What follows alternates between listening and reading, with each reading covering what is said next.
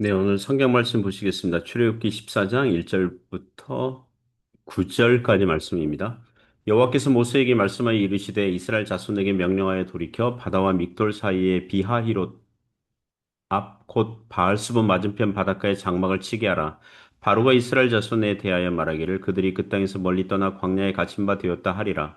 내가 바로의 마음을 완악하게 한즉 바로가 그들의 뒤를 따르리니 내가 그와 그의 온 군대로 말미암아 영광을 얻어 애굽 사람들이 나를 여호와인 줄 알게 하리라 하심에 무리가 그대로 행하니라.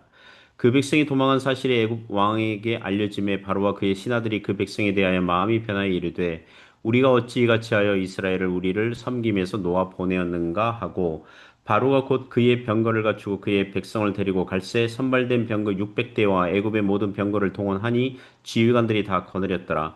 여호와께서 애굽 왕 바로의 마음을 완악하게 하셨으므로 그가 이스라엘 자손의 뒤를 따르니 이스라엘 자손이 담대히 나갔음이라. 애굽 사람들과 바로의 말들 병거들과 그 마병과 그 군대가 그들의 뒤를 따라 바알스본 맞은편 비하히로 곁 해변 그들이 장막 친 데에 미치니라. 아멘. 네, 오늘 홍해 앞에서 이런 제목으로 하나님의 말씀 증거하겠습니다. 오늘 성경 본문 말씀은 이스라엘이 홍해 앞으로 가서 진을 치니까 바로 왕이 다시 마음을 완악하게 되어서 이스라엘을 도로 잡아오고자 애굽의 병거들을 파견하는 사건을 다루고 있습니다. 이 사건은 하나님을 신뢰하는 그런 시험장 또 연단의 장소가 될 겁니다. 또 오늘 성경 말씀은 오늘을 살아가는 신자들에게 어떤 상황에서도 하나님의 인도하심을 신뢰해야 된다. 이런 교훈 합니다. 몇 가지 교훈으로 은혜를 나누겠습니다. 첫 번째는 신자들의 인생길은 광야에 갇힌 게 아니라 은혜 안에 있다고 합니다. 신자의 인생길은 광야에 갇힌 게 아니라 뭐 사면 초가 막다른 골목 그게 아니라 여전히 하나님의 은혜 안에 있다고 합니다. 1절에서 4절 말씀이 교훈하는데요.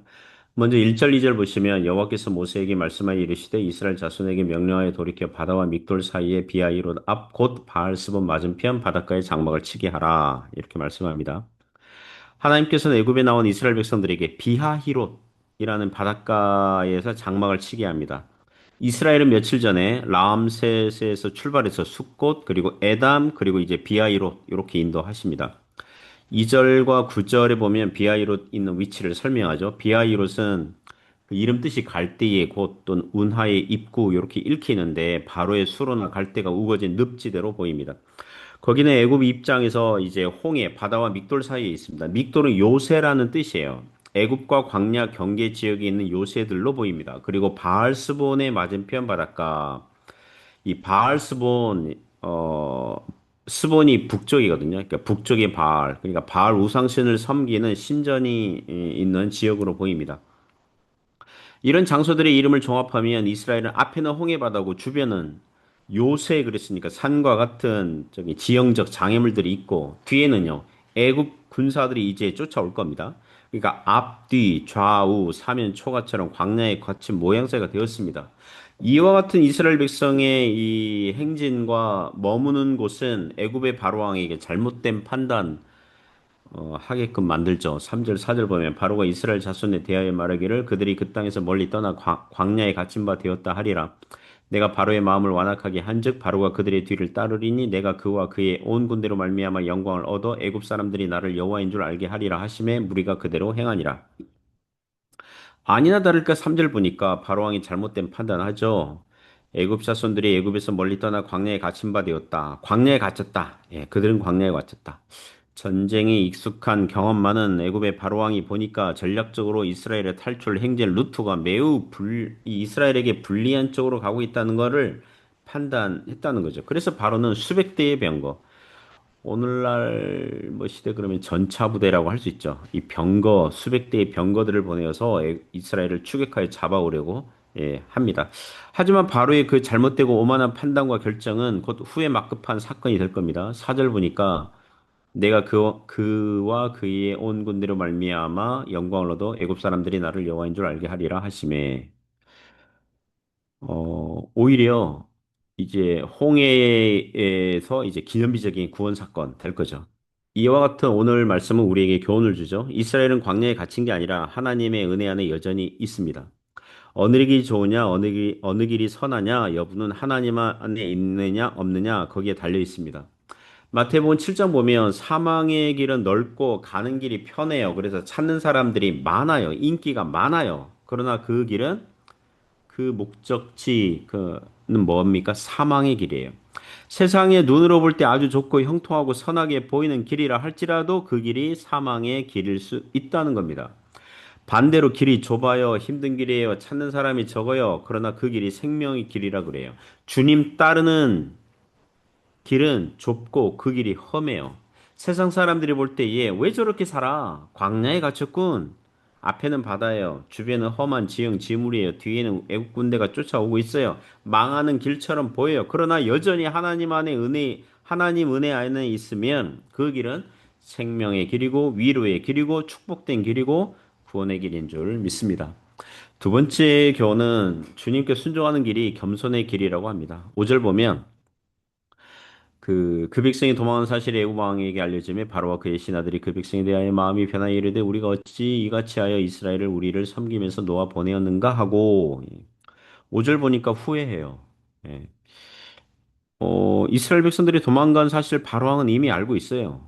이스라엘 백성들이 가도록 허락한 왕이 바로 왕이에요. 하지만 새삼 자신의 결정과 판단을 후회해요. 애굽 왕만 완악하게 된 게 아니라 바로의 신하들도 같이 마음이 완악하게 됐다 그랬어요. 그러니까 바로 왕만 교만한 게 아니라 바로 왕 옆에 있는 이 신하들도 교만해요. 이스라엘 백성들을 노예로 삼아서 그동안 이득을 취했던 신하들도 후회해요. 우리가 어찌 이같이 이스라엘을 우리를 섬기면서 놓아 보내었는가. 아마도 대부분의 애굽 백성들도 그런 생각일 것입니다. 사람들이 작은 차를 타다가 큰 차로 바꾸는 것은 쉬워요. 좋아해요. 작은 집에 살다가 큰 집에 이사 가는 거 좋아해요. 그러나 반대로 큰 차를 타다가 생활 형편이 어려워져서 작은 차를 타거나 큰 집에 살다가 작은 집에 들어가게 되면 마음이 어려워요. 그동안 이스라엘 백성들을 노예로 삼아서 꿀을 빨다가 그들이 없어지니까 나라의 3D 업종을 봉사할 사람들이 없으니 앞으로의 나라 경제 살림이 힘들어 보였을 겁니다. 그래서 바로왕은 국방부 장관격인 군사 지도자들과 대책 회의를 하죠. Back to the 애굽 again. 애굽 again. 애굽으로 이스라엘 백성들을 돌아오게 하자. 이런 군사 작전 돌입합니다. 그래서 6절 보면 어 바로가 그의 병거를 갖추고 그의 백성을 데리고 갈 때 7절에 선발된 병거 몇 대입니까? 600대와 애굽의 모든 병거 이게 600대 플러스 알파. 애굽의 모든 병거를 동원하니까 지휘관들이 다 거느렸더라. 이렇게 나옵니다. 제가 옛날 고대 시대의 병거 사용 기록들을 찾아보니까 일찌감치 주전 16세기부터 있었다고 하더라고요. 병거는 단순한 운송 수단이 아니라 기동성과 속도를 극대화해서 고대 세계에서 이제 애굽이 최강국 되도록 만들어준 이 군사력이었을 것입니다. 구대 병거를 현대에 복원하여 실험한 결과 병거 무게가 약 34kg 되었고 기동성이 뛰어났다 그래요. 병거를 만드는 재질은 나무와 가죽, 청동을 주로 사용했다고 그럽니다. 기본이 두 명입니다. 최저 두 명. 또 세 명에서 네 명까지 태운다고 그래요. 한 명은 무조건 운전병이에요. 두 마리 말을 몰아야 되는 운전병이고 나머지 두세 명 인원들이 주로 활을 쏘는 궁사들이었다고 합니다. 혹자는 7절에 동원된 병거의 숫자가 600대고 애굽의 모든 병거들을 동원했다고 한들 600 플러스 알파인데 그러나 이스라엘의 장정들은 60만 명이거든요. 장정만 60만 명이에요. 그러니까 한 병거당 4명으로 계산하면 고작 애굽 군사들이 2,400명 플러스 알파죠. 그죠? 2,400명? 예, 좀 좌우? 그러니까 10,000명도 안 되는 애국 군사들이 어떻게 60만 명의 장정들이 있는 이스라엘을 제압할 수 있습니까? 이렇게 의구심을 갖습니다. 일단 애국 군사들은 말 그대로 군사들이에요. 매일 군사 훈련을 하고 전쟁의 경험들이 있는 자들이었습니다. 그러나 이스라엘 장정들은 군사 훈련을 한 번도 받아본 적이 없는 그저 노동일만 하던 사람들입니다. 게임이 안 됩니다. 1500년대에 스페인이 중남미에 진출하죠. 그래서 먼저 아즈텍 문명을 이제 멸망시키죠. 그런 다음에 이제 잉카 제국을 이제 그 공격을 하죠. 잉카 제국은 뭡니까? 거기 지금 오늘날 페루, 칠레 뭐 이쪽 그 남쪽 그런 지역이었다고 하더라고요. 그 당시 스페인 군사들이 168명이었고 잉카 제국 군사들이 10만에서 30만 명으로 추정합니다. 그리고 잉카 제국 안에 있는 사람들 숫자는 백성들이 2,400만 명 좌우 이렇게 본다고 하더라고요. 수십만 명의 잉카 제국 군사들이 스페인 군사들 100여 명을 감당하지 못합니다. 왜냐하면 잉카 제국의 군사들은 뭐 무기를 해봤자 뭐 조잡한 도끼, 칼, 뭐 이런 거. 그러나 스페인 군사들은 철제 갑옷, 검, 화승총, 대포, 무장돼 있어요. 무엇보다 스페인 군사들이 말을 탔어요. 말을 타고 기동성이 있게 싸우니까 감당하지 못하고 잉카 제국은 패배합니다. 물론 스페인이 그 천연두, 홍역 같은 전염병을 퍼뜨려서 저항 능력이 없는 잉카 제국 인구들을 대규모 감소하게 만든 원인도 있었다고 합니다.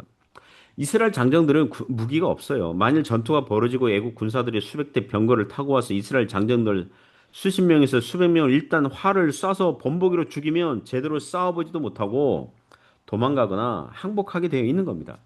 고대 전법에서 병거들은 치고 빠지기 전략을 펼쳤다고 하더라고요. 대규모 보병들이 군사 충돌 직전에 병거 부대가 먼저 적진의 좌우, 후, 미 같은 곳을 기습 공격 작전을 하고 치고 빠지기 몇 번 하면 상대방이 흔들린다는 것입니다.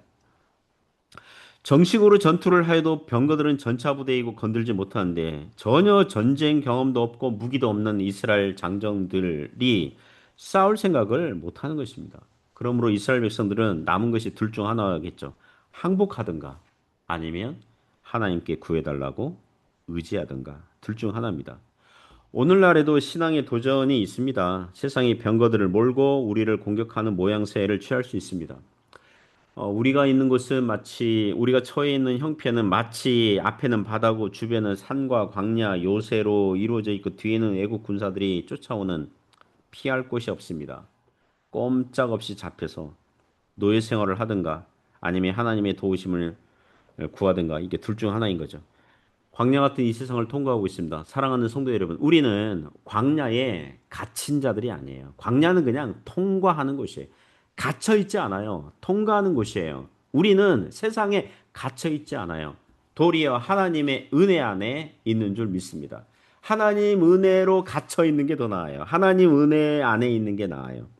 그래서 오늘도 하나님 의지하고 이기고 극복하고 감당하는 예수 그리스도의 제자된 그런 사람들이 되시기를 주님의 이름으로 축복합니다.